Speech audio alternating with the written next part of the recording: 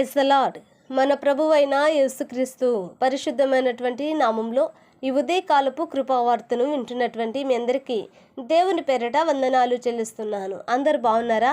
మరి పూట ప్రభు మనకిచ్చినటువంటి వాక్యాన్ని మనము పరిశుద్ధ గ్రంథంలో చదువుకుందాం.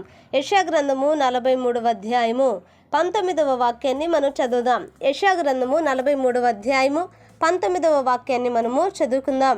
ఇదిగో నేను ఒక నూతన క్రియ చేయుచున్నాను, ఇప్పుడే అది మొలుచును, మీరు దానిని ఆలోచింపరా? నేను అరణ్యములో త్రోవ కలుగు చేయుచున్నాను, ఎడారిలో నదులు పారచేయుచున్నాను. హల్లెలూయా. దేవుని బిడ్డలారా, ఈ యొక్క వచనములో మరి 3వ లైన్లో ఉన్నటువంటి వాక్యాన్ని మనం చదివితే, నేను అరణ్యములో త్రోవ కలుగు చేయుచున్నాను. హల్లెలూయా. దేవుని బిడ్డలారా, ఈ యొక్క వాక్యాన్ని మనం గమనిస్తున్నప్పుడు నేను అరణ్యములో త్రోవ కలుగు చేయుచున్నాను అని మనము ఈ యొక్క మాటలు మనం చదువుతున్నప్పుడు నిజమేనండి.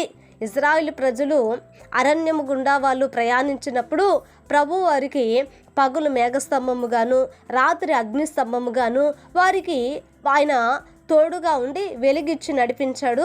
కనుక ఆయన వారికి త్రోవగా ఉన్నాడు, ఆయన వారికి మార్గముగా నిలిచాడు, ఆయన వారిని నడిపించిన దేవుడిగా ఉన్నాడు.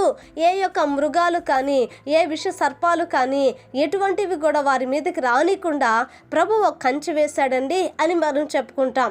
దేవుని బిడ్డలారా, నిజమేనండి, ఏ సందేహం లేదు. కానీ ఈరోజు నా ఈ యొక్క వాక్యాన్ని మనము కొంచెం మనకు దగ్గరగా ఆలోచన చేస్తూ మాట్లాడుకుంటే, దేవుని బిడ్డలారా, కొంతమంది పరిస్థితులు ఆలోచనలు ఎలా అయిపోతున్నాయంటే, వారి యొక్క జీవితాలు ఎలా అయిపోతున్నాయంటే ఒక అరణ్యముగా మారిపోతున్నాయండి.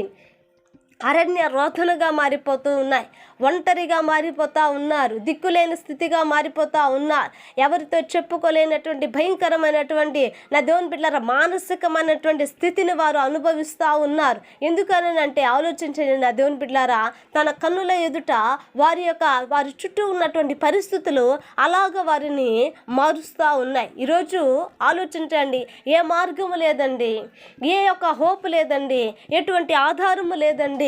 ఎదుగో మరి నేను బయటపడటానికి కానీ లేకపోతే గట్టెక్కటానికి కానీ లేకపోతే దీనిని దాటుకోవటానికి కానీ నాకు ఎటువంటి ఆధారము లేదండి అని ఒకవేళ నా దేవుని బిడ్డలారా కృంగిపోతున్నారేమో.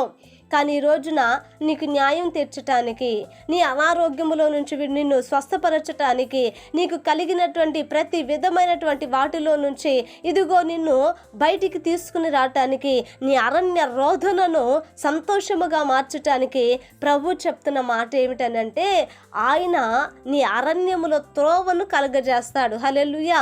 మార్గము లేక అల్లాడిపోతున్నావు కదా, మార్గము లేక దిక్కుతోచుకు అక్కడే పడిపోయి ఉన్నావు కదా నా దేవుని బిడ్డలారా, అటువంటి పరిస్థితుల్లో కానీ మనం ఒకవేళ కానీ ఉండుంటే ఈరోజు ప్రభు అంటాడు, నేను మార్గమై ఉన్నాను, నేను మార్గాన్ని చూపిస్తాను, ఆ అరణ్యంలో ఒక మార్గాన్ని నీకు తెరిచి ఇదిగో శోధింపబడుతున్నటువంటి వారికి తప్పింపబడే మార్గాన్ని చూపిస్తాను అంటున్నాడు. కనుక ఈ యొక్క వాక్యాన్ని నమ్మినటువంటి నా దేవుని బిడ్డలారా, పట్టుకోండి, ప్రార్థించండి.